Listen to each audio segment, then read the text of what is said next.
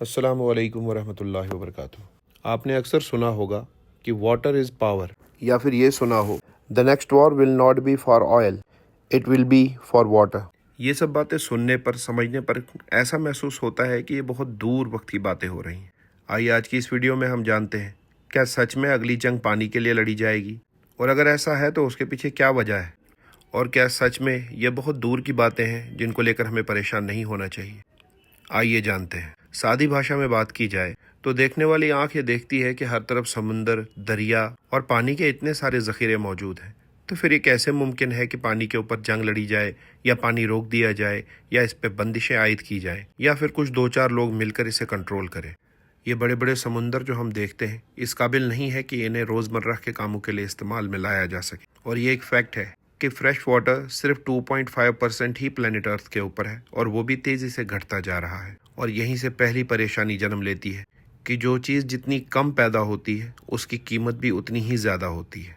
और इसी चीज़ पर नज़र रखते हुए इन बड़े बड़े सरमायादारों ने अपना अगला बिजनेस पानी को बनाया है, क्योंकि जाहिर सी बात है जो पानी को कंट्रोल करेगा वो हमें कंट्रोल करेगा। दोस्तों, दुनिया के बहुत से एक्सपर्ट्स कह रहे हैं कि फ्यूचर वॉर्स तेल के लिए नहीं बल्कि पानी के लिए लड़ी जाएंगी। यूनाइटेड नेशंस के अकॉर्डिंग वर्ल्ड की 2/3 पॉपुलेशन पानी की शॉर्टेज फेस करेगी। मतलब जो चीजें हम रोज फ्री समझ के वेस्ट करते हैं वही एक दिन सबके लिए लग्जरी बन सकती है। अब आते हैं इंडिया की तरफ।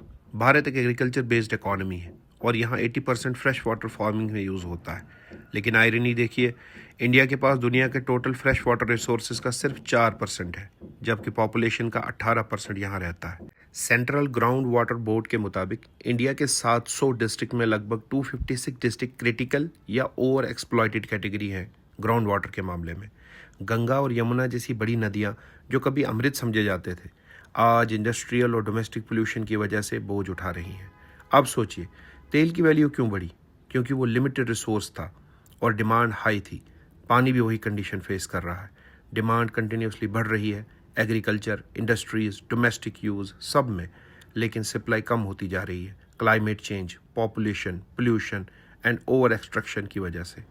इसलिए एक्सपर्ट्स कह रहे हैं कि water is the new oil. मतलब जहां तेल ने जियोपॉलिटिक्स डिसाइड किया, कल को वाटर ही डिप्लोमेसी और पावर का नया बेस बन सकता है। दोस्तों, आपको याद होगा 2016 का कावेरी वाटर डिस्प्यूट कर्नाटका और तमिलनाडु के बीच। ये एक छोटी झलक है पानी किस तरह स्टेट्स को भी आपस में लड़वा सकता है। और अगर आप राजस्थान, बुंदेलखंड या महाराष्ट्र के मराठवाड़ा रीजन जाएं तो आप देखेंगे कि लोग 10-10 किलोमीटर दूर से पानी भरने जाते हैं।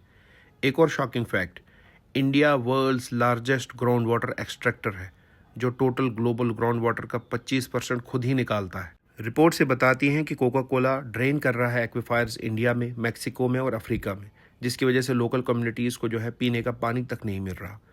वो बिलियंस बना रहे हैं और गांव देहात में लोग पानी के लिए एक एक बूंद के लिए तरस रहे हैं। ये बिजनेस मॉडल नहीं है, ये चोरी है।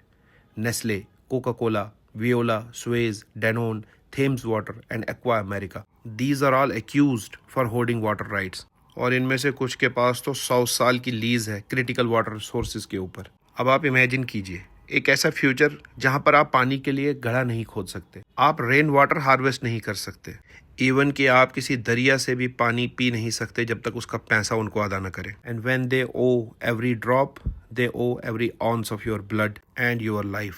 तो फिर आप सोचते होंगे कि मीडिया के अंदर इस पे कोई बात क्यों नहीं जाती।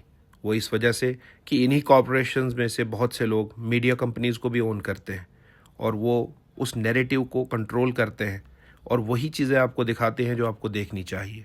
आपको ये जानकर भी हैरानी होगी कि एक global water market already under process है तेल की तरह, और जिस दिन वो लाइव होगी रातों रात प्राइसेस एक्सप्लोड हो जाएंगी और आपकी मोस्ट बेसिक ह्यूमन नीड सबसे बड़ा प्रॉफिटेबल बिजनेस बन जाएगी। तो अब सवाल ये उठता है कि हमारे हाथ में क्या है, हम क्या कर सकते हैं। सबसे पहले रेन वाटर हार्वेस्टिंग को प्रमोट करना होगा। एफिशिएंट इरिगेशन टेक्निक्स जैसे ड्रिप या स्प्रिंकल सिस्टम को अडॉप्ट करना होगा। वेस्ट वाटर ट्रीटमेंट और रिसाइकलिंग पर ध्यान देना होगा। सबसे ज़रूरी, हमें अपनी डेली ज़िंदगी में पानी को वेस्ट करना बंद करना होगा। एक बकेट पानी बचाना शायद छोटा लगता हो, लेकिन सोचिए अगर 140 करोड़ इंडियंस एक एक बकेट डेली सेव करें तो कितना ह्यूज डिफरेंस होगा। दोस्तों, आज का मैसेज सिंपल है, ऑयल के बिना गाड़ी रुक जाएगी, लेकिन पानी के बिना ज़िंदगी रुक जाएगी। अगर हमने आज एक्शन नहीं लिया तो कल हमारे बच्चे पानी को पेट्रोल की तरह राशन कार्ड पर लेने को मजबूर होंगे। इस तरह की वीडियोस बनाने का मकसद आप लोगों को ये बताना होता है कि आपके आसपास क्या चल रहा है, क्या हो रहा है, क्या प्लानिंग्स है, उसके बारे में आप अवेयर रहें और सॉल्यूशंस के बारे में सोचें, फ्यूचर के बारे में तैयार हो जाएं।